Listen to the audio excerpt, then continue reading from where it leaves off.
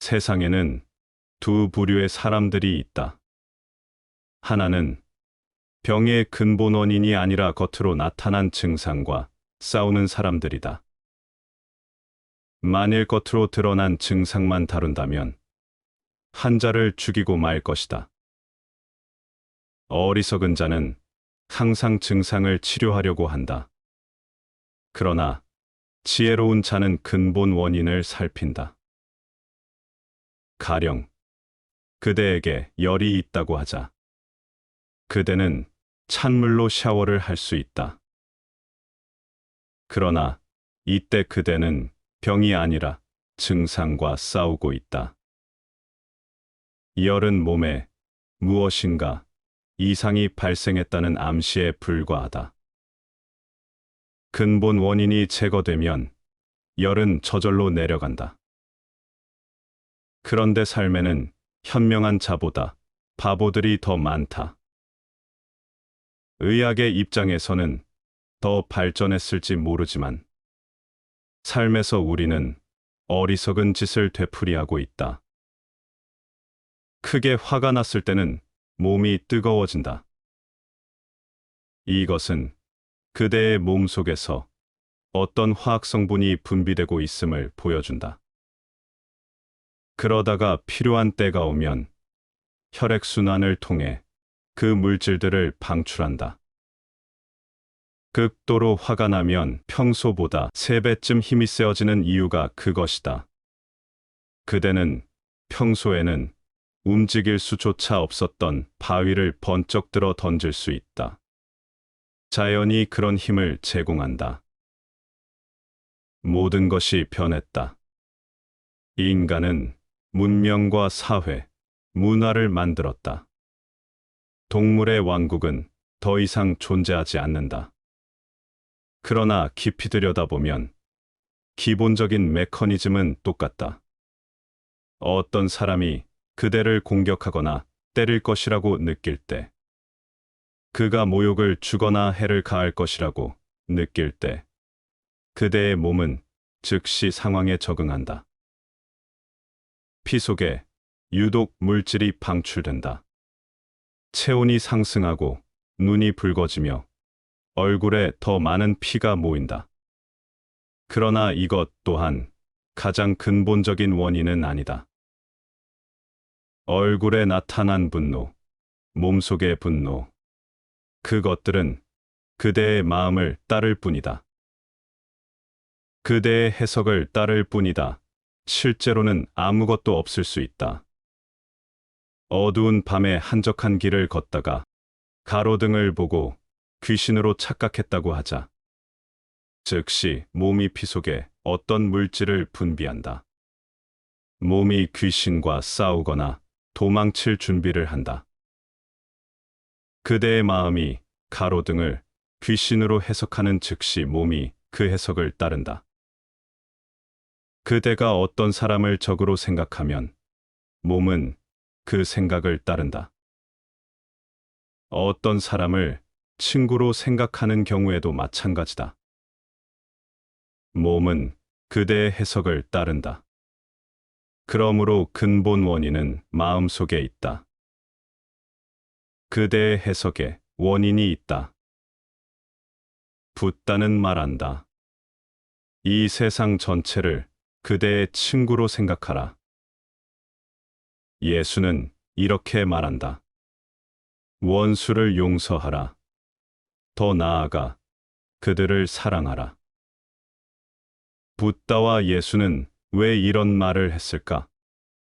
그들은 그대의 해석을 바꾸려 하고 있다. 그러나 틸로빠는 이보다 더 높은 차원으로 올라간다. 그는 말한다. 모든 사람을 친구로 생각한다 해도 그대는 여전히 친구를 적이라는 개념으로 생각하고 있다.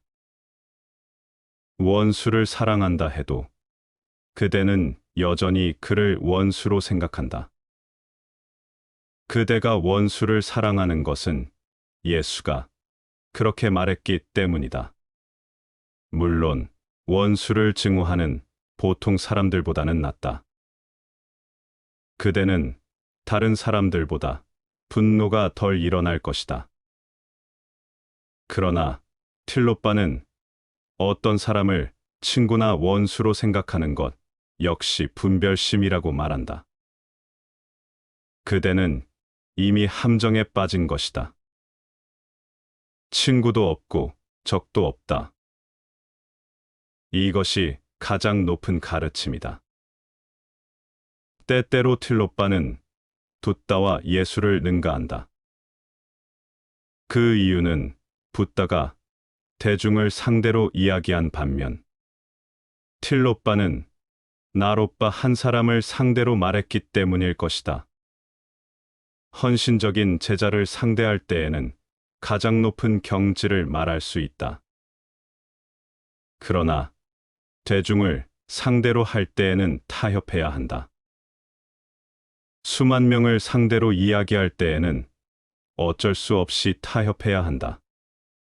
그들의 수준으로 내려가서 말해야 한다. 그렇지 않으면 그들은 이해하지 못할 것이다. 이런 상황을 보고 나는 대중을 포기했다. 이제 나는 나롯바 같은 사람들에게만 말한다. 그대가 더 높이 올라갈수록 그대의 에너지가 더 높은 차원으로 들어갈수록 더 높은 가르침이 그대에게 전달된다. 그리고 나롯바가 완벽해지는 순간 틸로빠는 침묵한다. 더 이상 아무것도 말할 필요가 없다. 입을 여는 것조차 일종의 타협이다. 이때는 침묵만으로 충분하다. 그저 함께 앉아 있는 것만으로 족하다. 이때 스승은 제자와 함께 앉는다. 그들은 아무것도 하지 않는다. 그저 함께 존재할 뿐이다.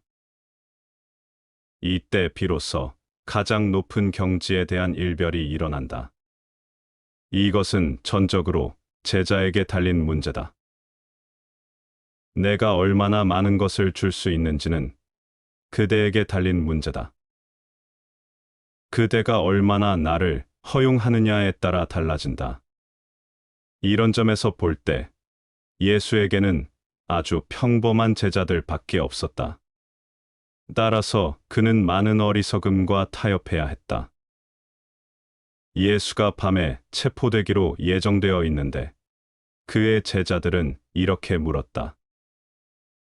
천국에서 물론 당신은 하나님의 오른편 옥좌에 앉을 것입니다. 그러나 12명인 우리의 서열은 어떻게 되겠습니까? 우리가 어떤 자리에 앉을까요?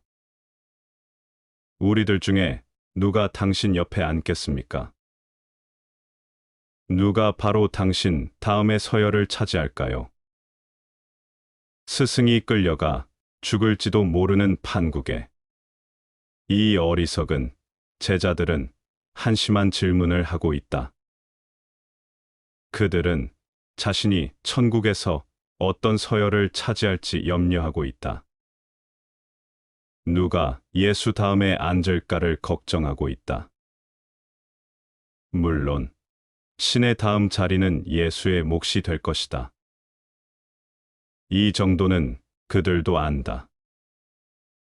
그런데 예수의 다음 자리는 누가 차지할 것인가? 어리석은 에고다. 예수는 어쩔 수 없이 이 사람들과 타협해야 했다. 예수의 가르침이 붓다처럼 높은 차원으로 올라가지 못한 이유가 여기에 있다. 붓다는 쉽게 그 차원으로 올라갈 수 있었다. 그는 이렇게 어리석은 사람들에게 말하고 있지 않았다. 평생 동안 그에게 이렇듯 어리석은 질문을 한 사람은 단 한 명도 없었다. 틸로빠는 결코 대중에게 말하지 않았다. 그는 오직 한 사람, 단 하나의 진화된 영혼인 나롯바를 발견하고 이렇게 말했다. 그대, 나롯바를 위하여 말로 할 수 없는 진리를 말하노라. 그대의 믿음을 보니 이것을 말할 수밖에 없도다. 틸로빠의 가르침이 가장 고차원적인 경지까지 올라간 이유가 이것이다. 자, 이제 경문으로 들어가자. 나무의 뿌리를 자르면 잎이 마르듯이 마음의 뿌리를 자르면 세상이 무너지리라. 등불이 억겁의 어둠을 한순간에 몰아내듯이 마음의 빛은 섬광처럼 무지의 베일을 태워 없애리라. 나무의 뿌리를 잘라라. 그러면 잎이 시들 것이다. 그러나 흔히 사람들은 잎을 잘라내려고 한다. 이것은 올바른 길이 아니다. 이런 식으로는 뿌리가 죽지 않는다. 하나의 잎을 제거하면 세 개의 잎이 자라날 것이다. 가지치기를 하면 나무가 더 굵어질 것이다. 잎은 나무의 외피다. 잎이 거기에 있는 것은 그대의 즐거움을 위해서가 아니다. 그대의 구경거리가 되거나 그늘 밑에 앉아서 쉬라고 거기에 있는 것이 아니다. 나무는 잎을 통해 햇빛을 받아들이고 수분을 증발시킨다. 나무는 잎을 통해 우주와 만난다. 잎은 나무의 피부다. 누군가 나무를 파괴하려고 하면 나무는 자신을 보호해야 한다. 삶에서도 이런 일이 일어난다. 삶은 나무와 같다. 삶에도 뿌리와 잎이 존재한다. 분노라는 하나의 잎을 자르면 세 개의 잎이 돋아날 것이다. 그대의 분노가 세 배로 더 커질 것이다. 어떤 사람을 미워하지 않으려고 해보아라. 미움은 더욱 커질 것이다. 섹스를 차단하면 그대는 비정상적으로 섹스에 집착하게 될 것이다. 무엇이든지 절단하고 나서 관찰해보라. 그대가 잘라낸 것은 세 배로 커져서 돌아올 것이다. 이런 식으로 잎이 무성해진다. 아무리 가지를 쳐내도 달라지는 것은 없다. 나무의 생명은 잎이 아니라 뿌리에 있기 때문이다. 동일시가 뿌리다. 그 외의 모든 것은 이파리일 뿐이다. 탐욕과의 동일시, 분노와의 동일시, 섹스와의 동일시, 이것이 문제의 뿌리다. 여기에서 이것을 명심하라. 탐욕과 성욕의 동일시되건 또는 명상, 사랑, 해탈, 신의 동일시되건 아무 차이도 없다. 동일시라는 점에서는 똑같다. 이 동일시가 문제의 뿌리다. 다른 것들은 이파리에 불과하다. 이파리를 자르려고 하지 말라. 그들을 내버려 두라. 이파리에는 아무 문제도 없다. 그러므로 탄트라는 인격을 개선시키려고 하지 않는다.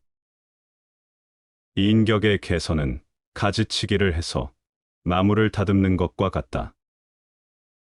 겉모양이 좋아진다고 해도 그것은 똑같은 나무다. 인격은 외형에 지나지 않는다. 아무리 외형이 바뀌어도 그대는 똑같다. 아무 변화도 일어나지 않았다. 탄트라는 더 깊이 들어간다. 탄트라는 뿌리를 잘라라 하고 말한다.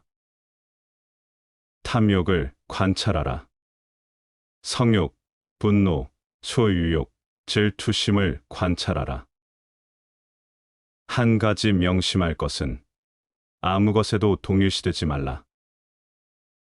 그저 관찰하라. 초연한 관찰자가 되어라. 그러면 서서히 주씨가 성장하고 탐욕의 모든 면을 볼 수 있게 된다. 에고는 아주 교묘하다. 에고는 엉성하지 않다. 아주 교묘하고 정교하며 깊이 숨어서 활동한다. 더 많이 관찰할수록 그대의 눈이 더 잘 볼 수 있게 된다. 지각이 더 예민해지고 더 많은 것을 보게 된다. 더 깊은 차원으로 들어갈수록 그대의 행위와 그대 사이에 거리가 벌어진다. 이 간격이 정확한 인식에 도움을 준다. 간격이 없으면 인식이 불가능하다. 지나치게 근접해 있는 사물을 어떻게 볼 것인가? 거울과 너무 가까이 서 있으면 거울에 비친 그대의 모습을 볼 수 없다. 거울에 눈을 밀착시키고 있다면 어떻게 그대 자신의 모습을 보겠는가? 간격이 필요하다.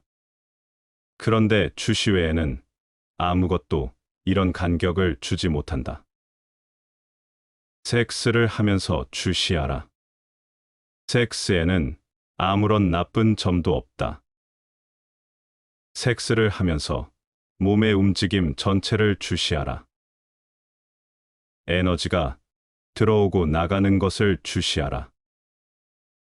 두 육체가 어떻게 하나의 리듬으로 움직이는지 주시하라. 몸이 뜨거워지고 피가 더 왕성하게 순환하는 것을 주시하라. 호흡을 주시하라. 숨이 거칠어진다. 그대의 조절 능력에 한계가 오고 모든 것이 주체할 수 없게 되는 것을 주시하라.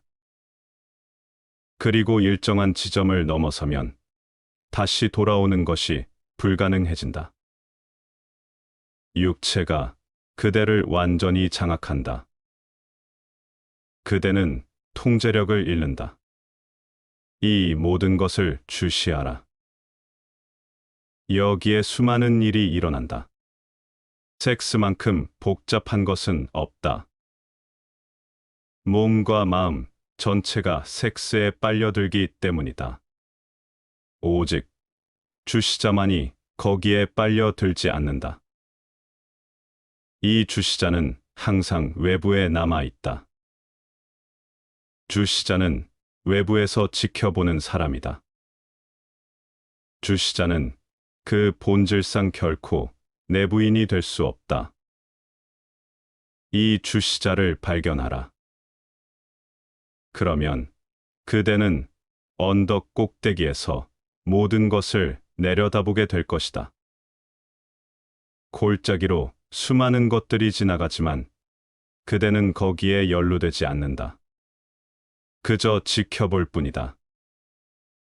마치 다른 사람에게 일어난 일을 구경하는 것처럼 지켜본다. 탐욕에 대해서도 분노에 대해서도 마찬가지다. 모든 것이 복잡하게 얽혀 있다. 그러나 부정적인 것이든 긍정적인 것이든 모든 감정을 지켜볼 수 있다면 그대는 이 관망을 즐길 것이다. 단 한 가지를 기억하라. 그대는 주시자가 되어야 한다. 그러면 동일시 현상이 파괴된다. 뿌리가 절단된다. 그리고 일단 뿌리가 잘려나가면 그대 자신을 더 이상 행위자로 생각하지 않게 되면 돌연 모든 것이 변한다. 이 변화는 갑자기 일어난다. 여기에 점진적인 변화는 없다. 나무의 뿌리를 자르면 잎이 마르듯이 마음의 뿌리를 자르면 세상이 무너지리라. 마음의 뿌리, 마음과의 동일시가 끊어지면 삼사라가 무너진다. 세상 전체가 카드로 지은 집처럼 무너져 내린다. 각성의 바람이 살짝 스치기만 해도 집 전체가 무너진다. 돌연 그대는 지금 여기에 존재하게 된다. 더 이상 세상 속에 존재하지 않는다. 초월이 일어난다. 이렇게 되면 기존의 방식대로 살면서 똑같은 일을 해도 아무것도 옛것이 아니다. 그대 자신이 더 이상 옛 인물이 아니기 때문이다. 그대는 완벽하게 새로운 존재가 되었다. 이것이 부활의 의미다. 힌두교에서는 이것을 드위즈라고 부른다. 두 번째로 태어났다는 뜻이다. 이 단계에 오른 사람은 두 번째 탄생을 맞는다. 이것이 영혼의 탄생이다. 이것이 예수가 말한 부활의 의미다. 부활은 육체의 부활이 아니다. 부활은 새로운 의식의 탄생을 뜻한다. 마음의 뿌리를 자르면 세상이 무너지리라. 등불이 억겁의 어둠을 한순간에 몰아내듯이 마음의 빛은 섬광처럼 무지의 베일을 태워 없애리라. 갑자기 생겨난 빛이 수백만 년 묵은 어둠을 어떻게 몰아낼 것인지 걱정하지 말라. 어둠은 실체가 없다. 생긴 지 한순간밖에 안 된 어둠이든 수천 년 묵은 어둠이든 차이가 없다. 어둠은 하나의 부재 현상이다. 부재 상태는 더 성장하거나 덜 성장할 수 없다. 부재 상태는 항상 똑같다. 빛은 실체가 있다. 그러나 어둠은 하나의 부재 상태에 불과하다. 빛이 나타나는 순간 어둠은 존재하지 않는다. 진짜로 어둠이 추방당하는 것이 아니다. 애초부터 추방당할 것이 없었다. 불을 밝히면 어둠이 밖으로 도망가는 것이 아니다. 애초부터 밖으로 도망칠 것은 없었다. 아무것도 없었다. 다만 빛이 부재했을 뿐이다. 빛이 들어오면 어둠은 존재하지 않는다. 마음의 빛은 섬광처럼 무지의 베일을 태워 없애리라. 단 한순간에 모든 무지가 불타 없어진다. 이것이 도노다. 마음에 집착하는 자는 마음을 넘어선 진리를 보지 못하리라. 마음, 사념, 감정에 집착하면 마음을 넘어선 것을 보지 못할 것이다. 집착이 그대의 눈을 가린다. 객체에 집착하면 어떻게 주체를 보겠는가? 이 집착을 끊어야 한다. 모든 수행은 마음의 일이다. 그대가 하는 모든 일은 마음에 속한다. 오직 주시만이 마음에 속하지 않는다. 이것을 명심하라. 어떤 명상법을 행할 때에도 주시를 잃지 말라. 무슨 일이 일어나고 있는지 놓치지 말고 지켜보라. 마음에 집착하는 자는 마음을 넘어선 진리를 보지 못하리라. 마음을 넘어선 것은 무엇인가? 바로 그대다. 마음을 초월해 있는 것은 무엇인가? 마음을 초월한 곳에 의식이 있다. 마음을 초월한 곳에 무엇이 있는가? 사치다 난다. 진리, 의식 지복이 있다. 진리를 아는 것은 발견이 아니라 재발견이다. 진리는 본래 거기에 있었다. 그대가 이 세상에 태어날 때부터 진리는 그대와 함께 있었다. 왜냐하면 그대가 바로 진리이기 때문이다. 이 외에 다른 가능성은 없다. 진리는 외부적인 것이 아니다. 그대 내부에 숨어 있는 것이다. 진리는 그대의 존재 자체다. 마음의 뿌리를 깨끗하게 자르고 있는 그대로 보아야 한다. 이것이 내가 주시라고 부르는 것이다. 이 응시가 날카로운 칼이 된다. 자신의 내면을 끊임없이 응시하라. 끊임없이. 있는 그대로 보면 마음의 뿌리가 잘려질 것이다.